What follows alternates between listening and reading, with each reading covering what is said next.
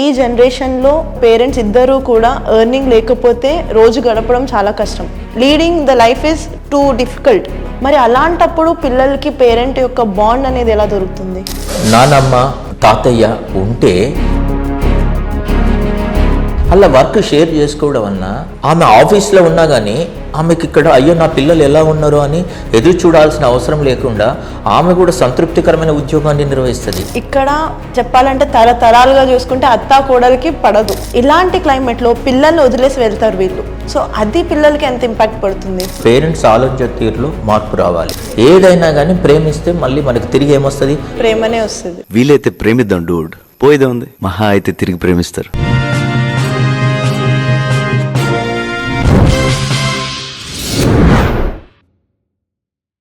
Sir, కానీ ఈ రోజుల్లో పేరెంటింగ్ ఈజ్ వెరీ ఇంపార్టెంట్.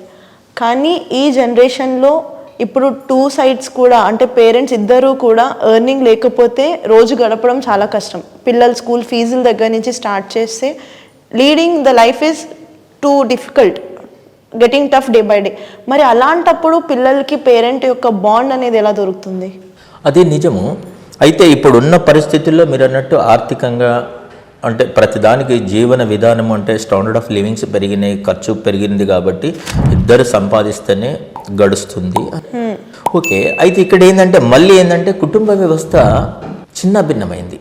చిన్న కుటుంబాలు అనుకుంటున్నారు. అటు అంటే అమ్మాయి తరఫు తల్లిదండ్రులు కానీ అబ్బాయి తరఫు తల్లిదండ్రులు కానీ అంటే భార్యాభర్తలు తల్లిదండ్రులు అత్తమామలు లేకుంటూ పోతున్నారు. వాళ్ళు ఉంటే ఈ పాత్ర వాళ్ళు కూడా సక్రమంగా నెరవేరుస్తారు కదా. ఎప్పుడు కూడా ఏమన్నా అంటే అసలు కన్నా కొసరు గొప్ప అన్నట్టు కన్నవారి కన్నా వాళ్ళ కన్న పిల్లల మీద ప్రేమ ఎక్కువ. అవును. అందుకనే నానమ్మ తాతయ్య ఉంటే ఈ లోటు తీరుతుంది. అట్లా ఇప్పుడు ఫలానా స్త్రీ ఉద్యోగం చేస్తుంది, ఆఫీస్ నుండి వచ్చిన తర్వాత తను పిల్లల్ని అటెండ్ అవుతే వాళ్ళ అత్తమ్మ ఉన్నదనుకో వంట చేయొచ్చు కదా. అవును. అలా వర్క్ షేర్ చేసుకోవడం వలన ఆమె ఆఫీస్లో ఉన్నా కానీ ఆమెకి ఇక్కడ అయ్యో నా పిల్లలు ఎలా ఉన్నారు అని ఎదురు చూడాల్సిన అవసరం లేకుండా ఆమె కూడా సంతృప్తికరమైన ఉద్యోగాన్ని నిర్వహిస్తుంది.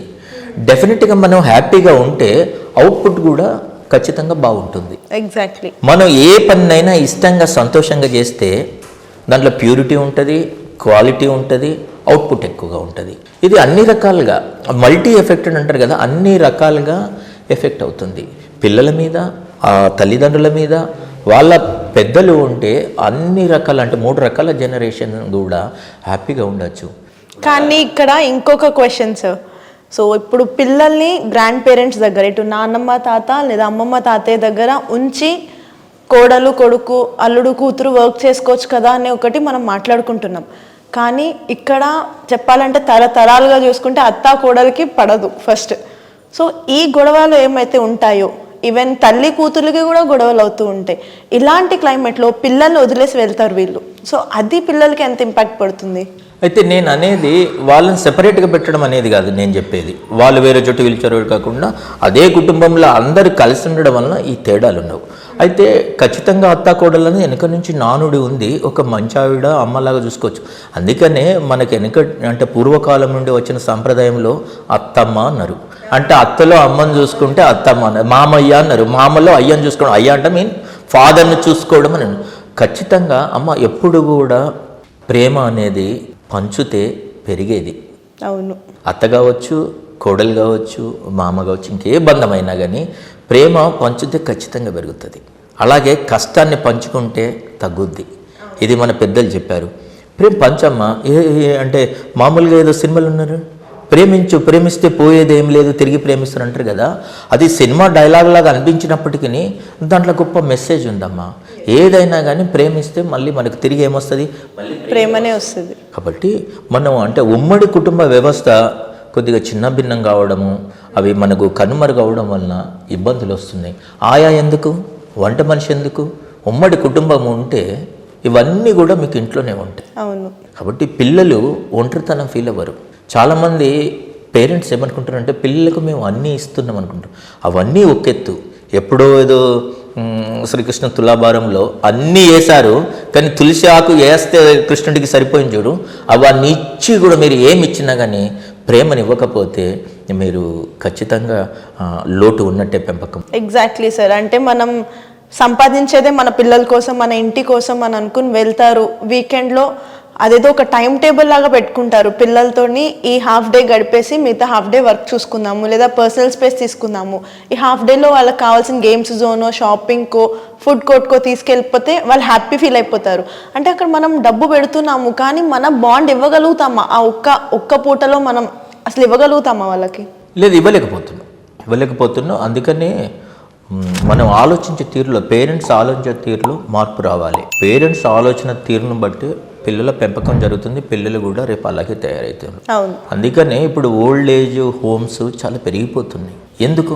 ఇక మరి దీనికి ఈ మాత్రం దానికి ఈ వ్యవస్థ, సమాజమే అవసరం లేదు, పెళ్ళిళ్ళు అవసరం లేదు, పిల్లల్ని కనాల్సిన అవసరం. పిల్లల్ని ఎందుకు కనాలి అలాంటప్పుడు? పిల్లలు అనేది ప్రాపర్టీ లాగా కాదు, అదొక బాండింగ్ అమ్మా, బంధం అమ్మా, ఆత్మీయమా, అది మనసుకు సంబంధించింది. అందుకే దాన్ని మెటీరియలిస్టిక్గా తీసుకోకూడదు.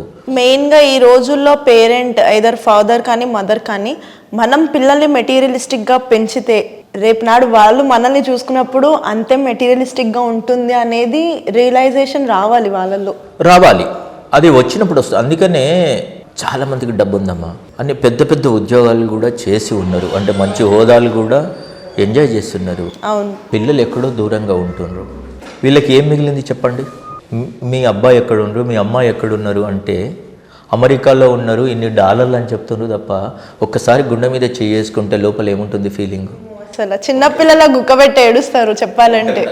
దీని మీద కూడా అంటే తల్లి చివరి క్షణాల్లో ఉంటుంది ఏంటి అంటే, అడుగు అడుగున చేతిని బట్టి నీకు నడక నేర్పి గమ్యం చెప్పింది, నిన్ను ఎక్కడో కీర్తి శిఖరాన నిలపాలనుకుంది, చివరి రోజుల్లో అందనంత దూరాన నీవు, అంటే అమెరికా కావచ్చు, టాప్లో కావచ్చు, అందనంత దూరాన నీవు, నిన్ను కన్న నేలన తాను, ఆమె కను రెప్పల్లో నీవు, నాడు కను పాపల, నేడు కన్న జ్ఞాపకంలా. అంటే దీంట్లో ఆమెకు జ్ఞాపకంలా ఉన్నావు నువ్వు, అంతే. ఆ రోజు మాత్రం నిన్ను కను పాపలాగా పెట్టుకున్నది, నువ్వు ఎక్కడో ఉన్నావు. ఆమె ఏమనుకుంటుంది అంటే ఆ తల్లి ఫీలింగు ఎలా ఉంది ఒక్కసారి నువ్వు చూసావా? నువ్వు ఎలా పెద్ద పెరిగావు? ఇప్పుడు నీ పిల్లల్ని చూస్తుంటే అమ్మో వశపడతలేదు, వీలవుతలేదు, అబ్బా కష్టమవుతుంది, నాకు వర్కర్ కావాలి, ఆయా కావాలి, ఇన్ని అనుకుంటున్నావు. ఇవన్నీ ఏమీ పెట్టకుండా నీ అమ్మ పెంచిందే నీకు కనిపిస్తలేదా? అందుకనే ఏమంటారంటే తన అబ్బాయి ఎదిగి పెద్దగా అయినప్పుడు తన తల్లిదండ్రి విలువ తెలుస్తుందని చెప్పారు పెద్దవాళ్ళు. కానీ అంత దూరం ఎదురు చూడడం కాదు. నేను ఒకటే అడుగుతా, నీకు జన్మనిచ్చిన తాను మరణం వరకు వెళ్ళి నీకు జననం ఇచ్చింది, దట్ ఈస్ మదర్. అంటే నేను కూడా అవుతున్నా, బట్ నాకు తెలియక కాదు, నేను కుర్రవాడిని కాదు. అంటే ఆ ఫీలింగ్లో అంత ఉంటుందమ్మా. నాన్న పస్తులుండి నీకు కొనిచ్చాడు, ఏ రోజు లేదు అనకుండా, ఆకలి అవుతలేదని చెప్పాడు, నేను తినలేదని చెప్పలేదు. అంటే అంత ఇదిగా పెంచినప్పుడు తన మాంసాన్ని, తన మనస్సును, తన రక్తాన్ని, ప్రతిదాన్ని నీకు ఇచ్చినప్పుడు మరి నువ్వేమిస్తావు? ఉద్యోగాలు చేస్తారు, పెన్షన్లు ఉన్నాయి, రెంట్లు వస్తాయి, ఇంకా ఆదాయం ఉంది, బ్యాంక్ బ్యాలెన్స్ ఉంది, ఏది లేదు, ప్రేమ లేదు, అనుబంధం లేదు, ఆత్మీయత లేదు. ఒకసారి ఊహించుకోండి అమ్మా. అంటే మనం ఎంత అటాచ్డ్గా ఫీల్. మనిషి అన్నవాడికి ఆ మనస్సు లేకపోతే ఏది అనవసరం, ఏది ఎవ్రీథింగ్ ఈజ్ మ్యాన్ మేడ్. కానీ మనిషి అనేది నాట్ ఏది మిషన్ మేడ్ కాదు. All other things are machine made. Machine మేడ్కి ఆత్మ ఉండదు. కంప్యూటర్ నీవు కొట్టినా నేను కొట్టినా మానిటర్ మీద ఏ కొడితే ఏ కనిపిస్తుంది. కానీ ఓన్లీ మనుషులము అనేది మిషన్ మేడ్ కాదు. These are not manufactured. Exactly.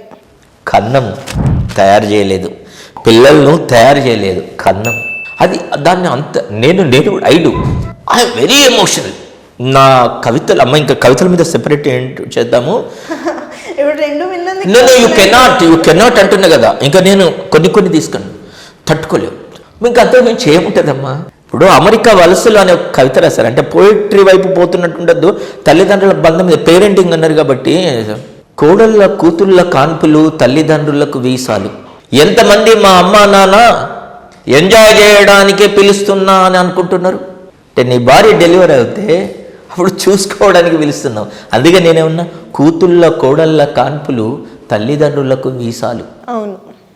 America పోతున్నాం అంటే మీరు ఎవరినన్ను అడగండి, మీకు తెలిసిన వాళ్ళను, మా కోడలు డెలివరీకి ఉన్నది పోతున్నాం అంటారు. అవును. అంటే ఏమి అక్కడ కూడా తల్లిదండ్రుల స్వార్థం అని.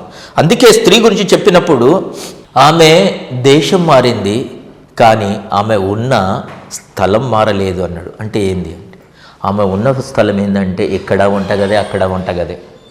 అమ్మ అమెరికా పోయినాక కూడా వంటగదిలోనే ఉంటుంది, అవునా?